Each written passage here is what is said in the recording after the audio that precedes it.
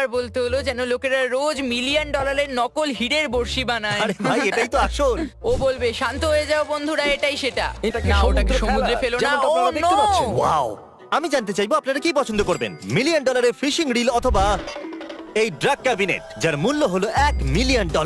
আমরা এই পুরো ভিডিওটা এই রুমেই করতে পারি। এতে সেন্সর লাগানো আছে, আর যদি তুমি এটাকে জোরে প্রেস করো তাহলে সিকিউরিটি লোকেরা চলে আসবে আর তুমি গেলে। কাল তুমি কি এটা ওপেন করবে? একদম। তোমাকে ক্যামেরা দেখা যাচ্ছে। আরে না, মিলিয়ন ডলার এনএফটি যেটা 2.9 মিলিয়নে বিক্রি হয়েছে। এটা টুইটারে সবার প্রথম টুইট ছিল। প্রথম টুইট ছিল কি আমি সেটাও জানি না। এটা কি ছিল? ও টুইটারটাও ঠিক করে এটা লেখেনি। কোনো মূর্খতা ছিল না, কারণ এটাকে $280 আবার বিক্রি করা হয়েছিল। কি?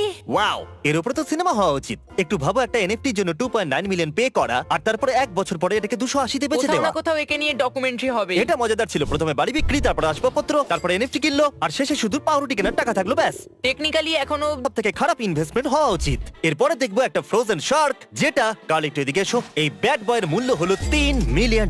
এটা তো একটা রিয়েল শার্ক। এই শার্কটা এখানে কবে থেকে আসলে আছে? দুটো আসল শার্ক ও, আছে।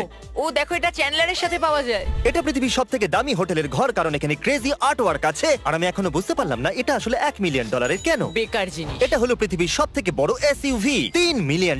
অলরাইট ম্যাড ম্যাক্স, এটা ও কি? মাই গড! আচ্ছা, এই এক্সট্রা টায়ারগুলো এই জন্য আছে যাতে বাকি 10টা টায়ার পাংচার হয়ে গেলে এগুলো ইউজ করা যায়। ওগুলো শো পিস। ওয়াও! সামনের অংশটা কিসের জন্য? মানুষের জন্য তো জায়গায় নেই, এটা ফালতু। এর থেকে ফালতু জিনিস আমি আগে এটা কি দেখিনি। 3.7 মিলিয়ন সোফার থেকেও বেশি ফালতু? এমনকি এই সোফার জন্য 7 মিলিয়নের সোফাটা কি এই লোকটার সাথে সেফ আছে? যদি আমি একটা চোর হতাম আর এটাকে গার্ড দিতাম, তাহলে আমি এটাকে চুরি করে নিতাম অবশ্যই। এই সিকিউরিটি গার্ডকে আমি আমার বাচ্চা দেখাশোনার জন্য রাখতাম, এই সোফার সুরক্ষার জন্য তো এই রাখতামই না। লোকটার কাছে আমি চাইবো যে আমার ছেলের কাছে হিস্ট্রি পড়ুক। আর এই সোফাটাকে চুরি করবার চেষ্টা করবে না, একজন লোকাল হিস্ট্রি টিচার এটাকে রক্ষা করছে। এটা কি একটা মেটাল? এত ভ্যালুয়েবল যে এটাতে বসার কোনো অনুমতিও নেই।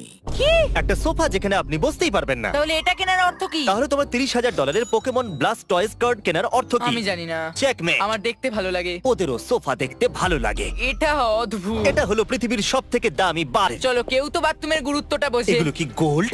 অফ কোর্স, Gold এর trash can? হ্যাঁ, কাম অন। সত্যি $4.8 মিলিয়ন বাথরুম আর এই ফালতু হ্যান্ড ড্রায়ার? আরে এক মিনিট।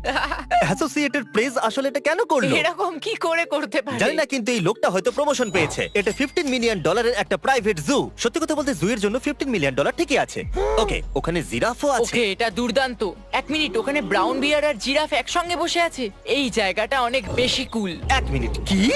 Zero shot? ওখানে কি বিয়ারকে হাত দিয়ে খাওয়ানো হয়? আমার মতো মানুষ এটা কোনোদিন করবে না। মাইক টাইসনের টাইগারের কথা মনে পড়ে Oh গেল। my God! ওরা অ্যানিমেলদের সাথে এত কমফর্ট। এর কাছেও এই পরিষেবা আছে যেখানে আপনি $25 মিলিয়ন দিয়ে নিজের নাম মহাকাশে লেখাতে পারবেন। ও ওয়াও! প্রত্যেকটা অক্ষরকে 500 মিটারে মাপা হয়। মানে একটা লিটার 5 মিলিয়নের। এই জিনিসটা কতটা বিশাল এটার আন্দাজ করতে গেলে এখানে আমরা আবুধাবি আর আলফুতাসাই দুটো আইল্যান্ডেরই দৃশ্য দেখাচ্ছি। ওয়াও! কি 25 মিলিয়ন এক্সট্রা থাকে তাহলে আমি হয়তো ওটা কিনে এটা নেব। দারুণ লাগছে, কিন্তু দেখবে কি? ওদের মতো বড় লোকরা এটা নিয়ে চিন্তাই করে না। ওদের অ্যাসিস্ট্যান্ট হয়তো দেখে, মালিক তো জুতে এনজয় করে। তাও আর 5 বছর বাদে উধাও হয়ে গেল।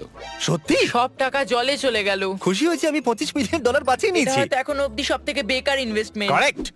এবার $42 মিলিয়ন আশ্চর্যজনক ঘড়ি, যার মালিক হলো জেফ বেজোস, আর এই ঘড়িটাকে আগামী 10,000 বছর চালানোর জন্য বানানো হয়েছে। দিনরাত থার্মাল সাইকেলস, এটা মানুষ সময় চিহ্নিত করবে। যখন পৃথিবীর বড়লোকদের মধ্যে একজন আশ্চর্যজনক ঘড়ি বানানো শুরু করে, তখন একটু ভয় পাওয়া উচিত। শেষ জিনিসটা যেটা বড়লোকরা কিনছে, আমি যদি বড়লোক হতাম তাহলে কোনোদিনই কিনতাম না। এই সব কিছুই কেনা আসলে বোকামি। সেটা হলো একটা মেটাল বানি। মূল্য গেস করুন। No idea. শুনে নিন, $91 মিলিয়ন। এটা কি ছোট? ওরাও সেটা বলছিল। ও, এটা তো খুবই ছোট। তাহলে জেফ কুনসের এই স্কাল্পচার 91 মিলিয়নে বিক্রি হয়েছে। ওয়াও! যদি আপনারা এই লিস্টে থাকা জিনিসগুলো কিনতে আমাকে সাহায্য করতে চান, তাহলে নিকটবর্তী ওয়ালমার্টে যান আর ফেস্টিভ্যাল কিনে নিন। পুরো আমেরিকাতে ওয়ালমার্ট আমাদের ফেস্টিভ্যাল চকলেট এখন বিক্রি করে, আর আমরা কিছু এক্সক্লুসিভ ফেস্টিভ্যাল কুকিজও রেখেছি যেগুলো আপনারা ওয়ালমার্ট থেকে কিনতে পারবেন। এক্ষুনি কিনে নিন।